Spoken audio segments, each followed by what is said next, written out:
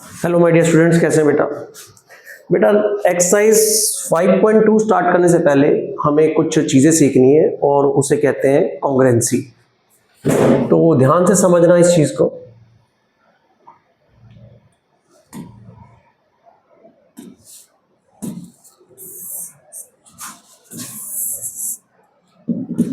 बेटा ये दो ट्राइंगल है, ठीक है, A B C P Q और आर। ध्यान से सुनना मेरी बात, जो मैं आपको समझाना चाहता हूं।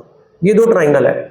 इन ट्राइंगल में बेटा, एक ट्राइंगल की अगर मैं बात करूं तो एक ट्राइंगल में 3 साइड्स होती हैं। 3 साइड्स होती हैं, 1 2 और 3, और 3 एंगल्स होते हैं, 1 2 और 3। अगर मैं एक ट्राइंगल की बात करता हूं तो उसमें 3 साइड्स और 3 एंगल होते हैं, ठीक है। अगर ये 3 साइड्स, ठीक है, यानी कि देखा जाए तो एक ट्राइंगल के 6 पार्ट्स होते हैं, ठीक है, 6 पार्ट्स। एक ट्राइंगल के 6 पार्ट्स है, 3 साइड्स और 3 एंगल। अगर ये 3 साइड्स और यहां पे दूसरा ट्राइंगल जो है उसकी जो 3 साइड्स है, मान लो वो तीनों इक्वल आ गई, मतलब जितना ये है उतना ही है, तो ये जो दो ट्राइंगल होते हैं इन्हें कहते हैं हम कॉन्ग्रुएंट। कॉन्ग्रुएंट एक शब्द है, वो क्या है? कॉन्ग्रुएंट। कॉन्ग्रुएंट कहता है same size and same shape. हमें ये चीज यहां पे क्लियर करनी है, उसके बाद ही हम चैप्टर में आगे जाएंगे। और यहां पे है same size and same shape, मतलब क्या है इसका? अगर मैं कह दूं कि ये दो ट्राइंगल्स कॉन्ग्रुएंट है तो इसका मतलब उनका साइज और शेप सेम होगी, ठीक है। ये आप अपने पास लिखते रहिएगा जो भी मैं बता रहा हूं। अब कॉन्ग्रुएंसी प्रूव करने के लिए हमारे पास हमारे कोर्स में 5 तरीके हैं, ठीक है। जैसे कि अगर मैं आपको कह दूं कि ये दो ट्राइंगल कॉन्ग्रुएंट है तो इसका मतलब है इसकी ये वाली साइड्स इक्वल हो जाएंगी और एंगल भी इनके आमने सामने इक्वल हो जाएंगे। तो किस तरीके से हम कर सकते हैं? हमारे कोर्स में है सबसे पहले SSS। SSS का मतलब होता है साइड, साइड और side. S use for side, side side side congruency. एक हमारे पास है SAS, साइड एंगल साइड। एक हमारे पास है कोर्स में एंगल एंगल साइड।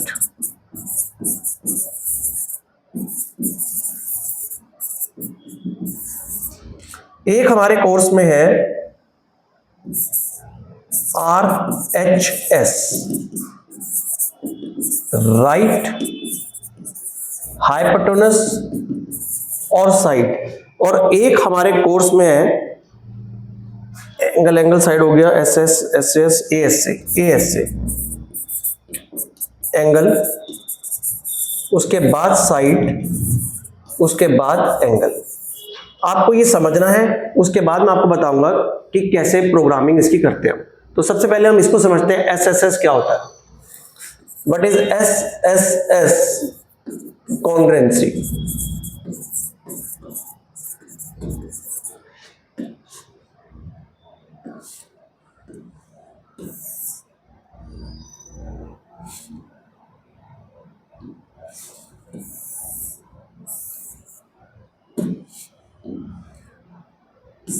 लो जी, ये दो ट्राइंगल है बेटा आपके पास। This is A, this is B, this is C, this is P, this is Q, this one is R। मान लो अगर क्वेश्चन में गिवन है, गिवन याद रखना, गिवन है कि AB PQ के इक्वल है, गिवन है AB is equals to PQ। BC, इस ट्राइंगल का जो BC है it is equals to QR, और इस ट्राइंगल का जो AC है it is equals to PR। अगर ये 3 चीजें गिवन है आपको, ध्यान रखना। AB PQ के इक्वल है, सपोज ये 5 सेंटीमीटर है, ये भी 5 सेंटीमीटर है, ये 10 है, ये 10 है, ये 15 है, 15 है। अगर ये तीनों साइडें इक्वल है बेटा तो हम कह सकते हैं कि ट्राइंगल तो इट इंप्लाइज कि जो ABC है, देखो ABC ये है कॉन्ग्रेंट का साइन, देख लो ABC is congruent to triangle PQR by SSS congruency. इसका मतलब है ABC ट्राइंगल और PQR ट्राइंगल, ये दोनों ट्राइंगल आपके हो गए कॉन्ग्रेंट, ये दोनों ट्राइंगल आपके कॉन्ग्रेंट हो गए। कॉन्ग्रेंट का मतलब होता है सेम शेप और सेम साइज के हो गए, ठीक है। अब अगर ये दो ट्राइंगल सेम शेप और सेम साइज के हो ही गए हैं तो इसका मतलब ये एंगल A जो है वो एंगल P के अपने आप इक्वल हो गया, अपने आप। Angle A is equals to angle P, ठीक है। Angle B is equals to angle Q हो गया, और एंगल C एंगल R के इक्वल हो गया। समझ रहे हो? अगर आपको तीन साइड्स गिवन थी इक्वल तो SSS दो ट्राइंगल तो हो गए हमारे कॉन्ग्रेंट, और कॉन्ग्रेंट होने पे बाकी के अपने आप सारी चीजें इक्वल हो जाती है। मैंने आपको बताया था ना ट्राइंगल के 6 पार्ट होते हैं, 6। तो अगर 3 पार्ट गिवन है, 1 2 और 3 पार्ट गिवन थे, तो बाकी ये 3 पार्ट, 1 पार्ट 2 पार्ट और 3 पार्ट, यानी कि तीनों एंगल ऑटोमेटिकली इक्वल हो गए। इससे हम पेपर में लिख के आते हैं बाय CPCT। अब ये CPCT की फुल फॉर्म है corresponding parts of congruent triangle. Corresponding parts of congruent triangle यानी कि जो बचे कुचे पार्ट्स थे, कॉरस्पॉन्डिंग पार्ट्स जो थे, कॉरस्पॉन्डिंग जो पार्ट्स बचे थे कॉन्ग्रेंट ट्राइंगल के, वो अपने आप इक्वल हो गए। इसी को कहते हैं SSS, ठीक है। एक चीज और मैं आपको बता दूं, इसको लिखने का एक तरीका है। वो क्या तरीका है? जैसे आपने देखा कि AB जो है वो PQ के इक्वल है, और BC जो है वो QR के इक्वल है, और AC जो है वो PR के इक्वल है। तो आप उल्टा सीधा नहीं लिख सकते, आप ऐसा नहीं लिख सकते कि ABC, जैसे आपने यहां पे लिया ABC यानी कि ABC, इसका मतलब है सिंगल डबल ट्रिपल, देख लो सिंगल डबल ट्रिपल। तो यहां पे आप ऐसे मत लिख देना कि it is congruent to PRQ। Symbolic form जरूरी है इसकी, मतलब अगर ये सिंगल जो हमने यहां पे लगाया है, यहां सिंगल है, तो AB और PQ, मतलब पहले आप AB लिख रहे हो तो पहले आपको PQ लिखना पड़ेगा। इससे ध्यान रखना, ये देखो ना AB PQ, ये AB ये PQ, देखते रहो धीरे धीरे क्लियर होगा। अगर BC लिखा है आपने तो QR लिखना पड़ेगा, जैसे आपने BC लिखा है तो QR, ऐसे नहीं लिख सकते। मतलब आपको सीक्वेंस बनानी है, ऐसे ABC सिंगल डबल उसके बाद ट्रिपल है, तो यहां पे भी सिंगल फिर डबल फिर ट्रिपल, उल्टा नहीं चल सकते। अभी आ जाएगा, क्लियरिटी मिलेगी आपको, ठीक है। ये हो गया SSS। आपको याद रखना है SSS का मतलब है अगर किसी भी दो ट्राइंगल्स में तीनों साइडें इक्वल है तो वो कॉन्ग्रेंट हो जाएंगे और बाकी की सारी चीजें इक्वल हो जाएगी। अब दूसरा हमारे पास है SAS। SAS का क्या मतलब है वो समझो आप।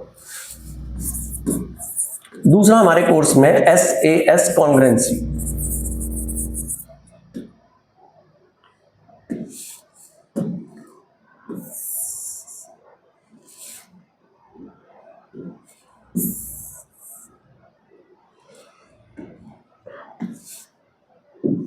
अब SAS कॉन्ग्रेंसी क्या कहती है? ये आपका A है, ये B है, ये C है, ये है P, ये है Q, ये R। SAS कहती है साइड उसके बाद एंगल और उसके बाद साइड इक्वल हो जाए। मतलब मान के चलो ये आपकी साइड इसके इक्वल है, यानी कि जो AB है वो PQ के इक्वल है, ये गिवन में आ गया, गिवन होना चाहिए। ये वाला इसके इक्वल है, angle B is equal to angle Q, ये सब गिवन है। ये एंगल इसके साइड, एंगल साइड के इक्वल, फिर एंगल के इक्वल, उसके बाद वाली साइड इक्वल होनी चाहिए। ये देखो ये साइड इसके इक्वल, यानी कि BC is equals to QR, ठीक है ना। साइड फिर एंगल फिर साइड फिर एंगल फिर साइड, और ये सीक्वेंस में होना चाहिए।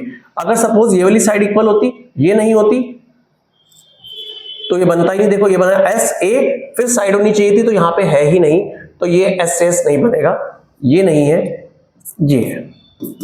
साइड फिर एंगल और उसके बाद साइड कॉरस्पॉन्डिंग चलती रहेगी। तो ये देखो SAS, इसका मतलब ये दोनों ट्राइंगल कॉन्ग्रेंट हो गए। यानी कि ट्राइंगल लिखने का तरीका कैसे है? ABC को आप किसके रिफ्लेक्ट में लिखोगे, ए बी सी, तो यहां लिखोगे आप पी क्यू आर। ये दोनों ट्रायंगल कॉन्ग्रुएंट हो गए और क्यों हो गए, because of S A S, side angle side, ये दोनों ट्रायंगल कॉन्ग्रुएंट हो गए। और बच्चा अगर ये दो ट्रायंगल कॉन्ग्रुएंट हो गए तो आपने सर ने क्या सिखाया आपको कि बाकी की चीजें अपने आप इक्वल हो जाएगी। इसका मतलब ये वाली साइड इस वाली साइड के ऑटोमेटिकली इक्वल हो गई, AC is equal to P R. ये वाला एंगल इस एंगल के अपने आप इक्वल हो गया, angle A is equal to angle P, और ये वाली साइड ये वाला एंगल और ये वाला एंगल भी इक्वल हो गया, angle C is equal to angle R by CP CT corresponding parts of congruent triangle. समझ में आ रहा है? आपको ये पता होना चाहिए कि आप क्या काम कर रहे हो, SAS या SSS। ऐसी अपने पास एक और है, उसका नाम है angle angle side.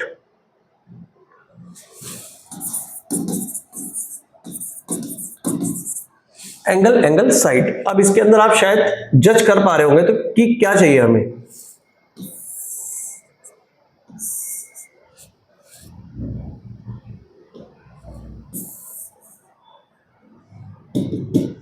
this is A, this is B, this is C.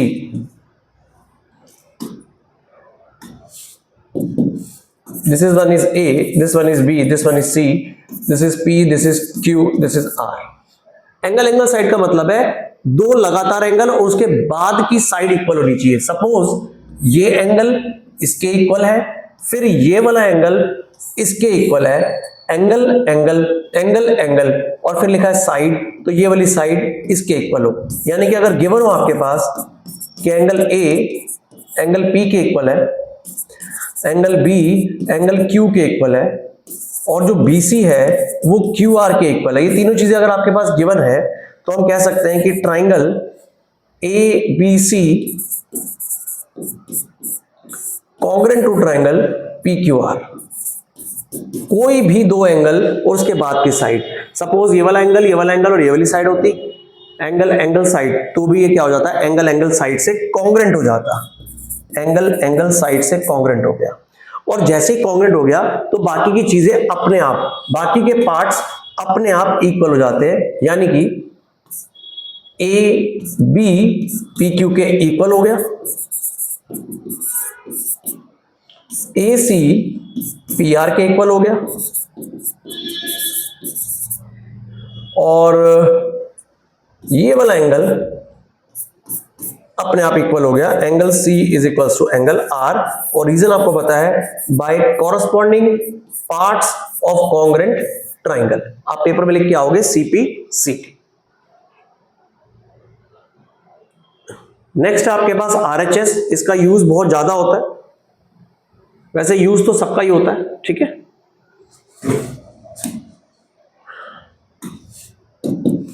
अगली है RHS।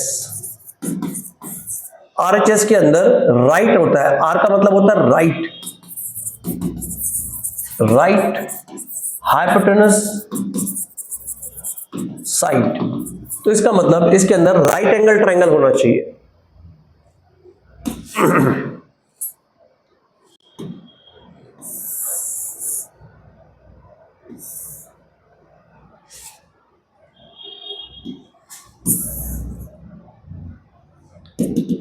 RHS का मतलब ऑटोमेटिकली राइट हाइपोटेनस है, तो राइट एंगल होना जरूरी है। A B C P Q R। Suppose in दो ट्राइंगल्स के अंदर ये 90 है और ये भी 90 है, हाइपोटेनस के इक्वल दे रखा है, राइट हाइपोटेनस, और उसके बाद कोई भी एक साइड, चाहे ये साइड इसके इक्वल हो चाहे ये साइड इसके इक्वल हो, दे रखी होनी चाहिए, गिवन होनी चाहिए। तो सपोज मान लो ये वाली साइड इसके इक्वल गिवन है, तो क्या क्या गिवन होना चाहिए क्वेश्चन में कि एंगल B एंगल Q के equal because of each 90 degree, AC is equals to PR, it is hypotenuse, ये भी इक्वल होना चाहिए, और कोई भी बची हुई एक side AB is equals to PQ। तो ट्राइंगल कैसे लिखोगे, ट्राइंगल मैंने आपको बताया था, देखो ट्राइंगल को लिखने का तरीका कैसे होता है। ट्राइंगल ABC अगर आपने लिखा यहाँ पे तो आप इसको ये नहीं लिख सकते, देखो आर पी क्यू कुछ भी ऐसा ही नहीं लिख सकते, अपनी मर्जी से नहीं लिख सकते। आपने लिखा है A B C, double click, सुनो डबल क्लिक लिखा ना, डबल क्लिक 90 और जिस पे क्लिक नहीं है, तो अब यहां पे कैसे लिखोगे, डबल क्लिक यानी कि पी क्यू, डबल क्लिक 90 90 यानी कि ए बी पी क्यू, और जिस पे कुछ नहीं था यानी कि क्यू आर। मतलब आपको इसका लिखने का पैटर्न आना चाहिए, आप कुछ भी नहीं लिख सकते ऊपर डाल के R Q P Q R P, ठीक है, आपको पैटर्न से लिखना है, पैटर्न से, ठीक है। तो आर एच एस दोनों ट्रायंगल कॉन्ग्रुएंट हो गए। अब कॉन्ग्रुएंट हो गए तो बाकी की चीजें अपने आप इक्वल हो जाती है। ये मोस्ट इंपॉर्टेंट वीडियो है। ये इसके इक्वल हो गया, angle A is equal to angle P, C R के इक्वल हो गया, और ये वाली जो साइड थी आपको जो दिख रही है वो ऑटोमेटिकली इसके इक्वल हो जाएगी, B C is equal to Q R by, reason आपको पता है, by C P C T, ठीक है। ये आपको पता होनी चाहिए सारी की सारी, तभी आप इस चैप्टर में इन्वॉल्व हो पाओगे। एंड द लास्ट वन, पांचवी भी है हमारे पास, angle side angle, and the fifth one angle side angle.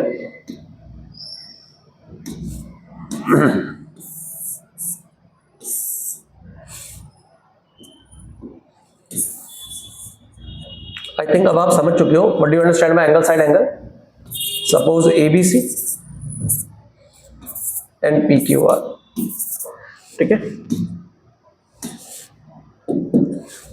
Angle, पहले एंगल होना चाहिए कि इक्वल, एंगल, फिर साइड और फिर एंगल, सीक्वेंस में होना चाहिए, एंगल साइड एंगल, चाहे ऐसे हो चाहे ऐसे हो, मतलब सीक्वेंस में होना चाहिए एंगल साइड एंगल, ठीक है। तो गिवन क्या होगा आपके पास क्वेश्चन के अंदर, angle A is equal to angle P, A B is equal to P Q है और B is equal to Q है, ये सब गिवन है। अगर तो ट्राइंगल, इट इंप्लाइज कि triangle A B C congruent हो गया triangle P Q R by angle side. दोनों ट्राइंगल कॉन्ग्रुएंट हो गए, और अगर दोनों ट्राइंगल कॉन्ग्रुएंट हो गए तो बची हुई चीजें अपने आप इक्वल, यानी कि जो बी सी है वो क्यू आर के इक्वल, जो ए सी है वो पी आर के इक्वल, और जो एंगल सी है वो एंगल आर के इक्वल, रीजन बाय सीपीसीटी। तो ये बहुत इंपॉर्टेंट वीडियो है। इसमें आपने सीखा कि 5 तरीके की कॉन्ग्रुएंसी होती है। पहली एस एस एस, दूसरी मैंने आपको बताई है एस ए एस, एक होती है आपके पास ए एस से, एक आपको बताइए आर एच एस, और एक आपको बताइए मैंने कौन सी बताई है, S S S, S A S, A S से, और आर एच एस और ए एस। हमारे कोर्स में 5 तरीके की कॉन्ग्रुएंसी है। इसको परफेक्ट कर लो वीडियो को, आगे के सारे जो चैप्टर हैं, चैप्टर के अंदर जितनी चीजें हैं वो इन्हीं 5 चीजों के ऊपर ही चलेगी, ठीक है। चलो मिलते हैं नेक्स्ट पार्ट में। जब तक आप ये सारी कॉन्ग्रुएंसीज की प्रैक्टिस कर लो और लर्न कर लो कौन सी कॉन्ग्रुएंसी है, ठीक है, कहां पे कौन सी लगेगी वो क्वेश्चन बताएगा। चलो okay, thank you very much.